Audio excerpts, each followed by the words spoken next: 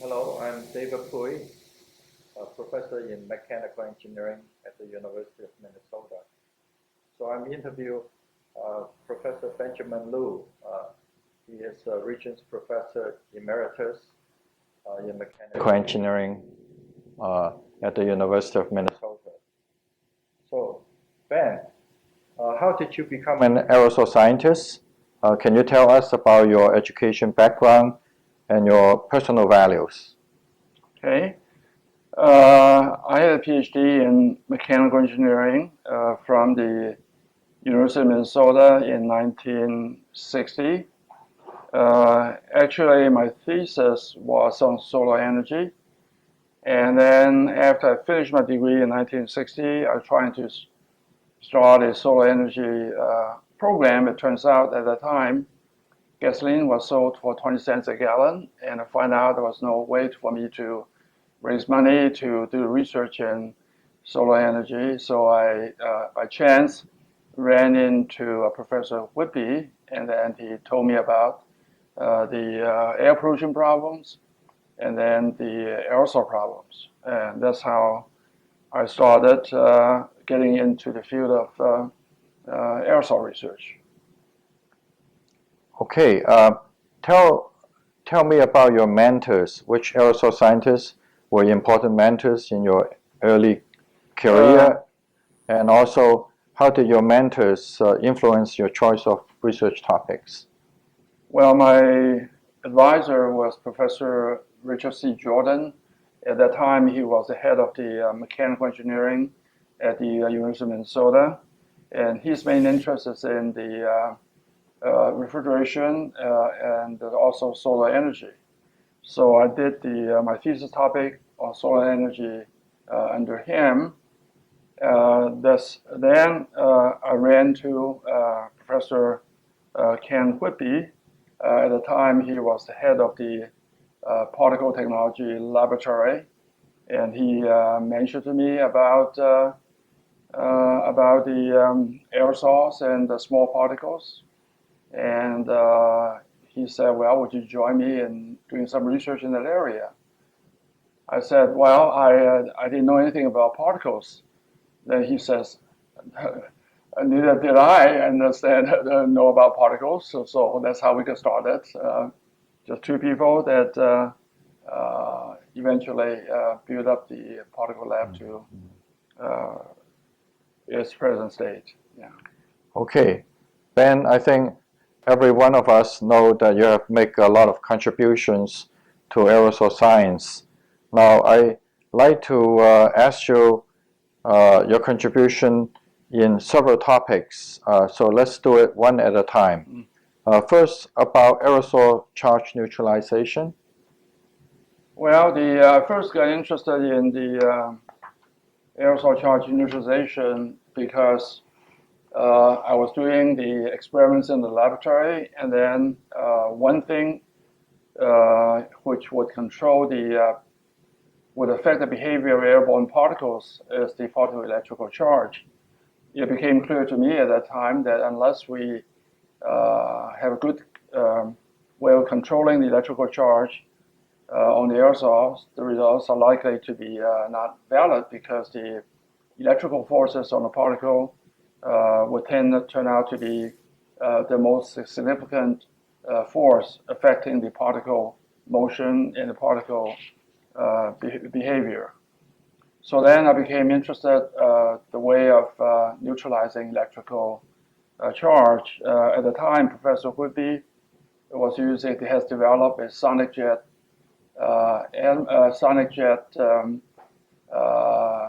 ionizer using compressor and with a corona needle, you can charge the particle or bring them to the neutralization. And then, of course, by using the sonic jet ionizer, you would dilute aerosols substantially. So then I was looking for different ways where we do not need to dilute aerosol, but at the same time, but can bring the particle charge to essentially a neutral state. So the first such device was a radioactive neutralizer using the radioisotope krypton-85. And then the reason that I chose the krypton-85 was that krypton is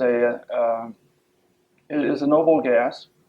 So therefore, if you should inhale the radioactive gas into the lung, it does not reside there for a long period. You will exhale it out.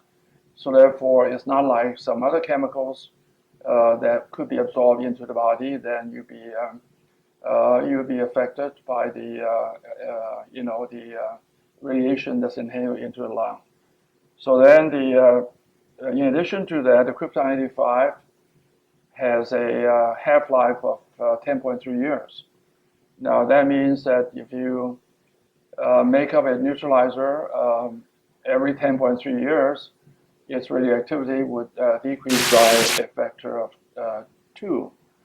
So then, in principle, if we start out with something which is more than adequate, it might take 30 or 40 years before it loses enough activity to make that to be non-functional. So then, in fact, we did have quite a few krypton-85 neutralizer in the laboratory, and then it did last for 30, 40 years. And eventually we had to stop using that because using radiation requires a lot of paperwork. So then we eventually basically get rid of the krypton-85 neutralizer. And then we began to get into understand that the polonium-210 is commercially available and used as a static eliminator made by 3M company. So then we began to develop a small polonium-210 radioactive ionizer. But unfortunately, polonium-210 only have a half-life of 138 days, which means about once a year you have to replace the fresh neutralizer by the used one by the fresh one. But the polonium-210 is pretty inexpensive, so we're able to replace each one every year. So I believe eventually the polonium-210 become pretty popular among the aerosol research community, and so that even today I believe people are still using polonium-210. In addition to that, after I retired from the university and started the MSP Corporation, and I continued the effort of developing a non-radioactive ionizer. So we developed a electrical ionizer, and which uses high voltage corona discharge, and that ionizer is now incorporated into almost all the aerosol generation instrument that we make at MSP. Yeah, Ben, I work with you on electrical neutralization too, and you may recall that we have a couple paper in Journal of Aerosol Science and Colloid Interface Science on electrical neutralizer and Boltzmann's equilibrium that were actually highly cited. I'd like to get your insight into another topic. There's a rumor, I don't know whether I spread that rumor or not, that krypton-85, if you work with it long enough, you will have a lot of girls, such as Virgil Marple, or all his children are girls, and Dick Berglund, and so on. And then when we switch to polonium-210, all the boys coming out. So there's a rumor that maybe polonium-210 will produce more boys. Well, do you have any insight on that? Well, maybe you can do a study to see the effect of radioactivity on the sexual ratio of the offspring. Okay. Now, Ben, we also know that you have contributed a great deal on developing aerosol particle size standard. Can you tell us about your effort in that area? Yes, I think from the very early days I was interested in having experimental methods which allow us to measure aerosols very accurately. And then it became clear that one of the best ways to make sure that you measure the particle size accurately is to create a standard that you can use, can rely upon, can become a standard particle size used in the laboratory. Now, of course, even at that time in 1960s, people have optical microscope, people have electron microscope, but the microscopic measurement techniques generally will require that you take a sample and then put in the microscope, doing the measurements. Now, very oftentimes, and in the aerosol research, aerosol experiment, by the time you do all the measurements, then the operating condition of the aerosol generating apparatus has changed. So you have continually in the cat and mouse game, you will never be able to know exactly what size of particle you are really producing. So that has led to a number of research efforts, primarily through some of my graduate students in developing aerosol standards. And one of the first devices we developed is something called the vibrating orifice monodisperse aerosol generator. And sometimes people call it just VOAC, VOAC.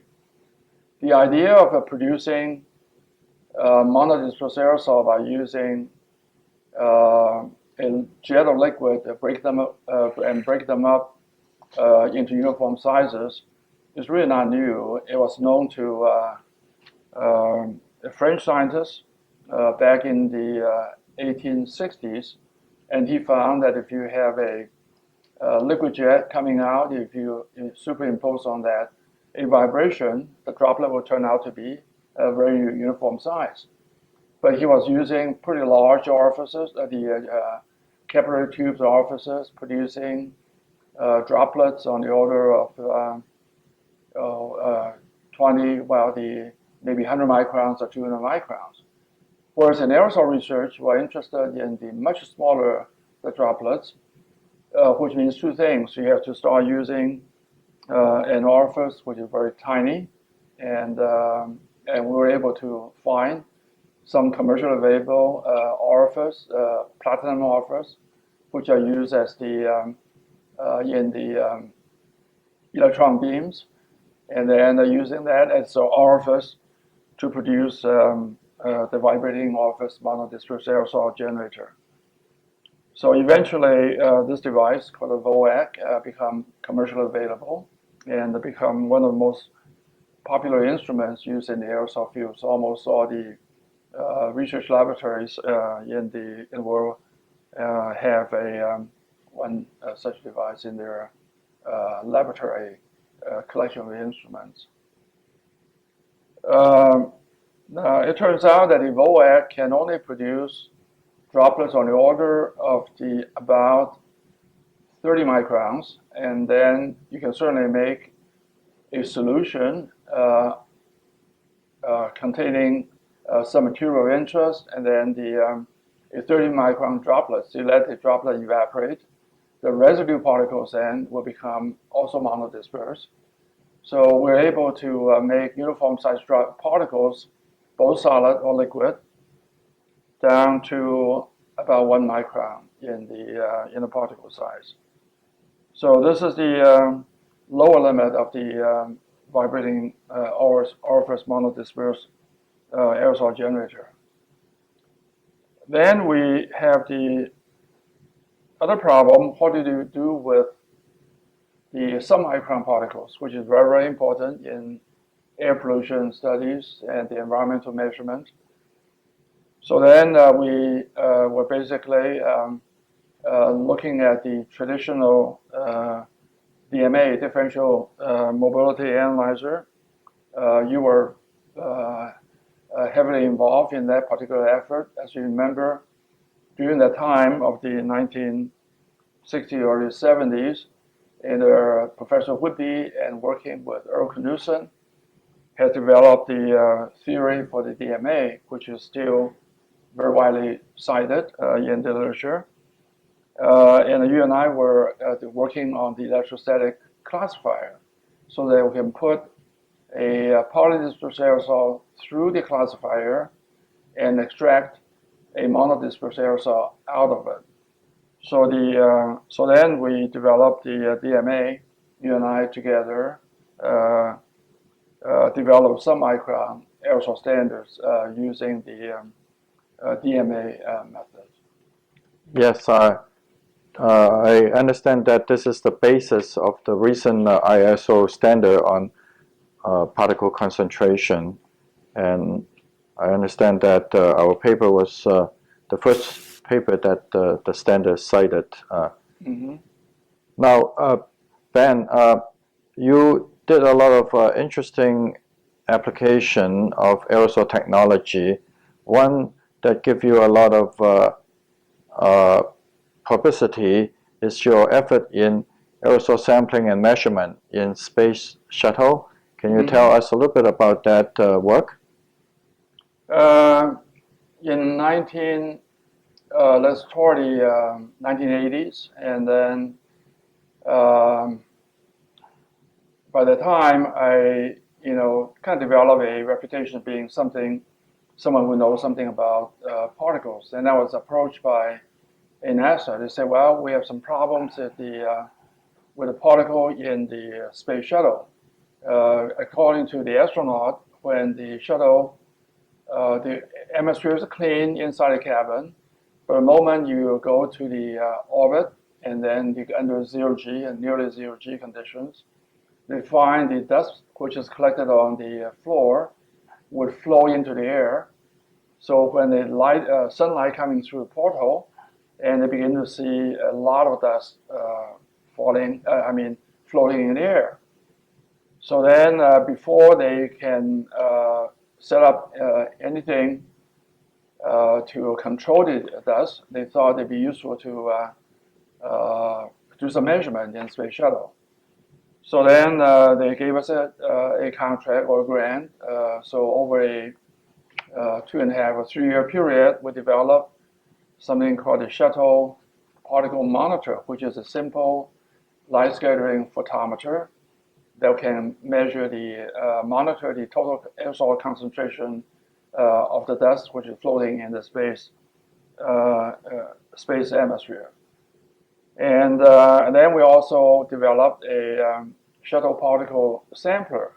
So using the shuttle particle sampler, we can collect the particle and bring it back to the laboratory. And after the shuttle has returned to Earth, then we can then do the electron microscope analysis to do both size, also the chemical and elemental composition measurement.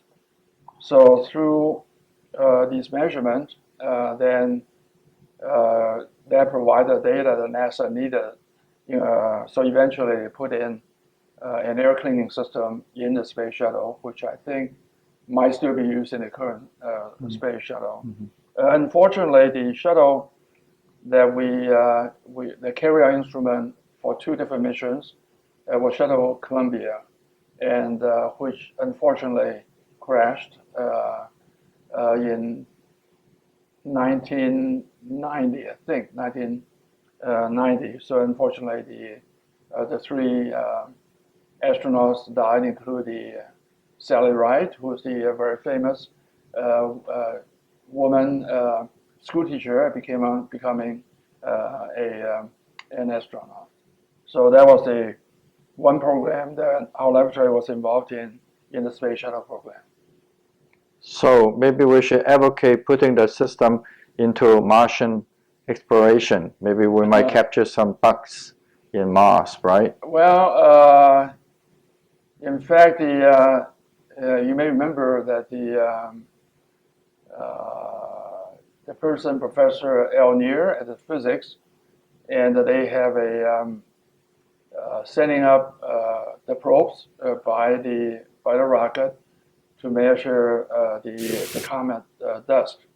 So that they actually were trying to collect the dust particles and do analysis and send the information back. But I really wasn't involved in the program other than from time to time giving some advice how to do the measurement. So in addition to that, the School of Physics at the University of Minnesota had a program in one of the mines in the called Sudan mines, where they were trying to detect a neutrino. And then at that time, we developed a mass spectrometer for measuring the contaminant gas outgassing from the materials for semiconductor applications. So then we were able to help them to measure the outgassing characteristics in the material they were using. It turns out one of the material, a plastic, had too much of a volatile material, and that's causing the outgassing problem. But that has nothing to do with particles, but it has something to do with the very, very tiny particles of the neutrino for the detection. Now, Ben, you are very well known in semiconductor manufacturing industry. Can you tell us about your effort in that area, including developing particle standards for wafer surface inspection? Yes, I think as you may remember, back in the 1980s, we started a research program at the Particle Technology Laboratory called the Microcontamination Research Consortium, because at that time, people in the semiconductor industries do not know that much about the particles and then how they're controlled and measurement and the characterization. So that through the Microcontamination Research Consortium, we're able to develop a number of devices, one of which is a device that will allow you to put particles on the wafer as a calibration standards. Now, particles which are landed on the wafer can oftentimes cause a wafer to become defective, and the resulting semiconductor chips may be lost in production, called the loss of yield. And but then the instrument which is used to detect the particles on a wafer is called a wafer surface scanner. But wafer surface scanner is basically a device that will measure the light scattering from a particle on the surface of the wafer. Then to transfer that information about the light scattering on the particle to the actual particle size is very, very difficult. That is not a very simple way of doing that. So then we begin to apply the aerosol technology to create monodisperse aerosols and put them on the wafer as a calibration standard. So eventually this becomes the de facto particle size standards used in the semiconductor industry. For example, now, because wafer sizes are getting bigger, at the time when we first started, they were using 8-inch wafer, later on using 12-inch wafer, and then the 18-inch wafer, and now the 450 millimeter, which is the 24-inch wafer. So for each generation of the wafer, you have to have a different tool in order to create a calibration standards. So at the company, MSP Corporation, we developed over a period of 20 years from 1995 to 2015, a wafer deposition systems which can handle 8-inch wafer at the beginning, now to 450 millimeter wafer at the present time. So these are becoming standard commercial products which we make at MSP, which we sell it worldwide, and creating a pretty good reputation for the company, at the same time, a good source of revenue for MSP. Good. Now I would like to turn our focus to a more personal discussion. First, about your career path. Where were you employed, and how did your research focus evolve with time? Well, I was a faculty member at the University of Minnesota after I finished my PhD in 1960, and then I stayed on at the university for 42 years through associate professor and eventually a Regents professor. So then I was thinking at that point, there are two career options for me. One would be to stay at the university for the rest of my life, and the other one would be to do something different. So I decided I should do something different because I only have one life to live.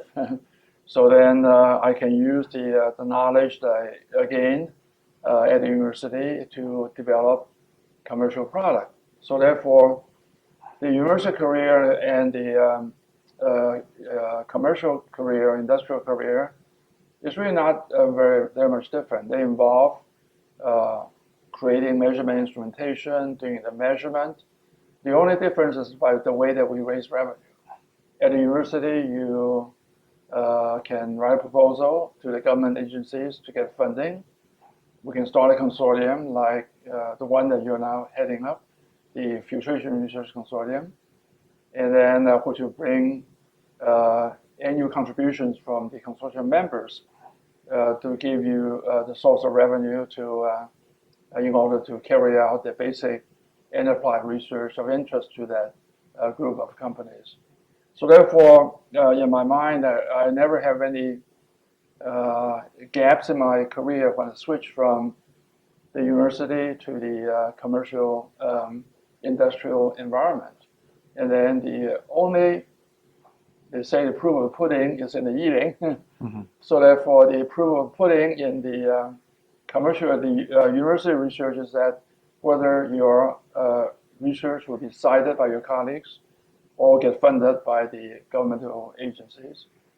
In the commercial arena, you have exactly the same situation, except the money, people will spend money to buy your product only if the product is good, is useful for their purposes. So therefore, I kind of felt I was lucky to be in one of those areas where there's a commercial, there's an academic research interest opportunity, and there's also the career opportunity in the in industry. So, and the transition from university to the industry really wasn't that difficult. And then, perhaps one difference is that at the university you are doing almost everything by yourself. You have to be the one guiding the research. You have to be a salesperson to try to promote the research and the agencies to get funding. Now here in the commercial world, and you can help to create the product, the ideas, and you can hire people who can promote it to the sales and marketing, and then have salespeople to do the commercial sales. So in many ways, industrial job is a little bit more interesting because you do have to convince a wider range of audience to say, I think this is useful to you, and they would give you approval is to give you a purchase order. So therefore, I'm lucky to have the opportunity to be both in the academic world and also in the commercial world. So Ben, in your mind, what are your most significant contributions to aerosol science?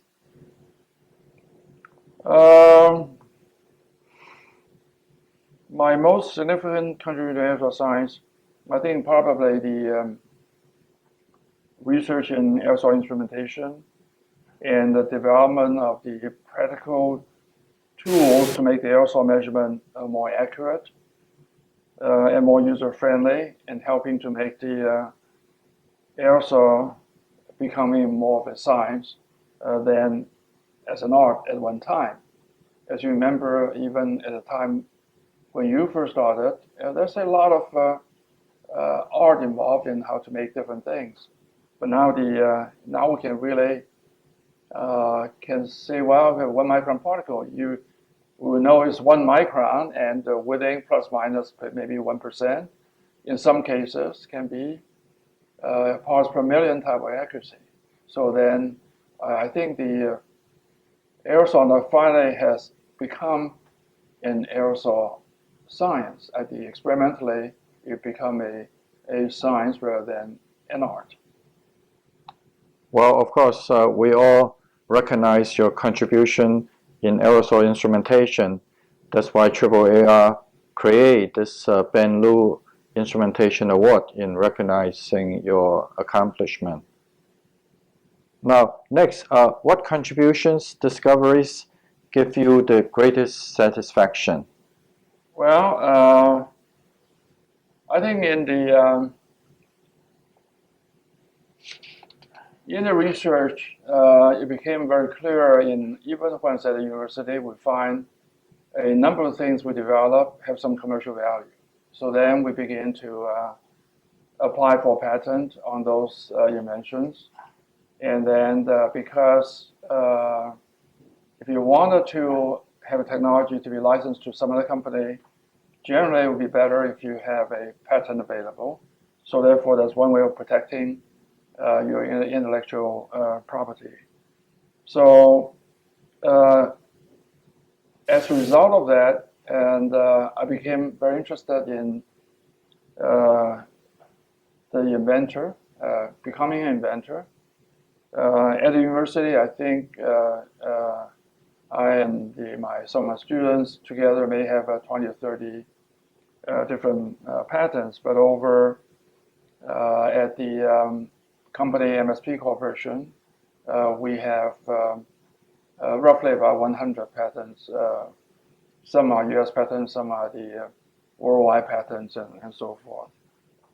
So I'm very happy to become an entrepreneur, if you will, because being an entrepreneur, you needed to not only to raise money, but also find the right people and keep them motivated, give them the promotion opportunities so they can advance in their career.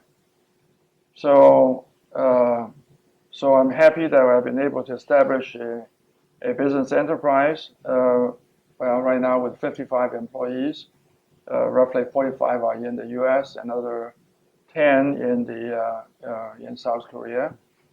So they're providing livelihood for 55 families. So that's gave me a great deal of satisfaction. I'm named a Regents Professor, and thanks largely to you for your effort in helping me to receive that very coveted title. So I retired from university as a Regents Professor Emeritus, one of the highest honors one can get at the university.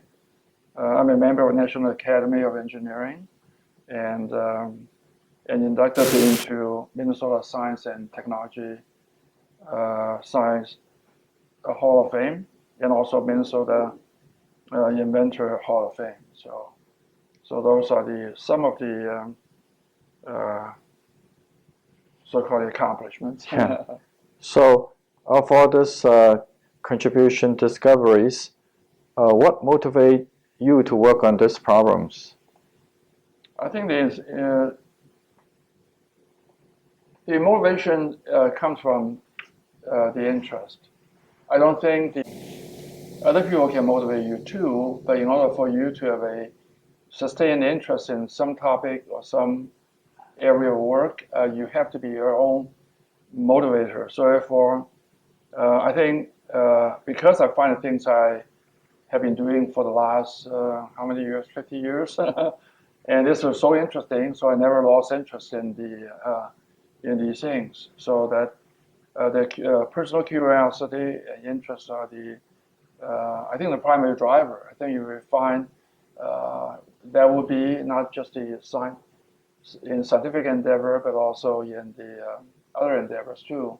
You have to be driven by yourself, and nothing will motivate better than you motivate yourself.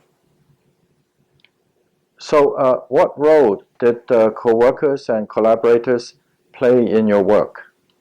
Well, I would think that almost all my work in the early days, I did a lot of things myself in the laboratory.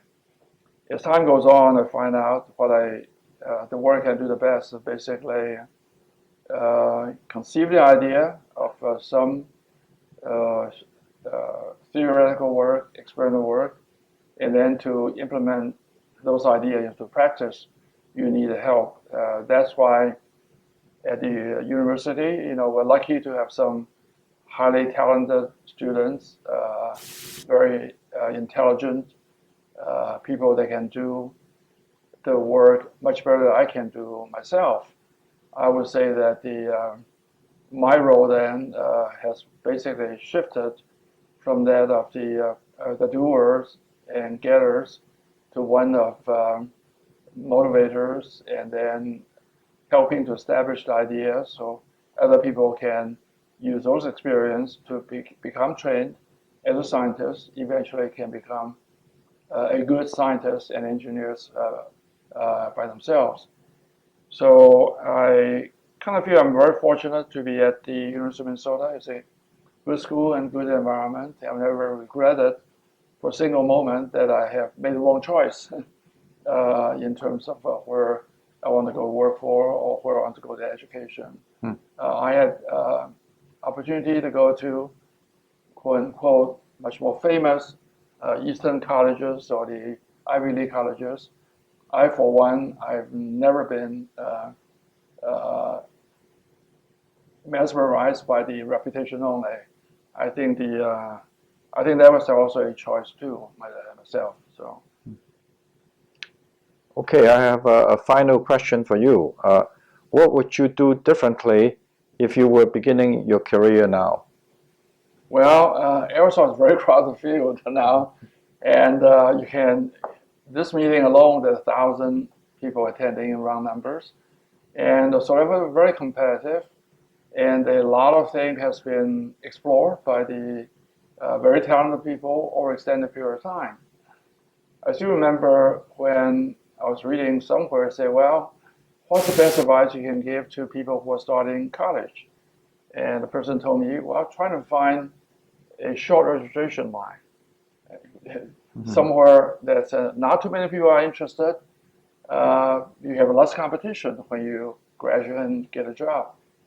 So the advising to people always trying to do something, not necessarily have to be mainstream. There are mainstream activities and which are exciting to give a lot of people a lot of opportunities, but there are a lot of times when you have one problem that needs a solution from 2 or 3 different disciplines, and those problems could remain unexplored for quite a while because it takes more than just one person to do it. So I would say I would give people the advice that research and development invention will continue to be, could be a good career path for a lot of people. And if I were to do this over again, I would hope I can find something equally interesting as aerosols. It may not be in aerosols, but I think hopefully would be in something would be very interesting too. Yeah. Okay, thanks, Ben. This is all the questions that I have. And thank you very much for spending time sharing your experience with the aerosol community. Yeah, thank you very much. Yeah, and right.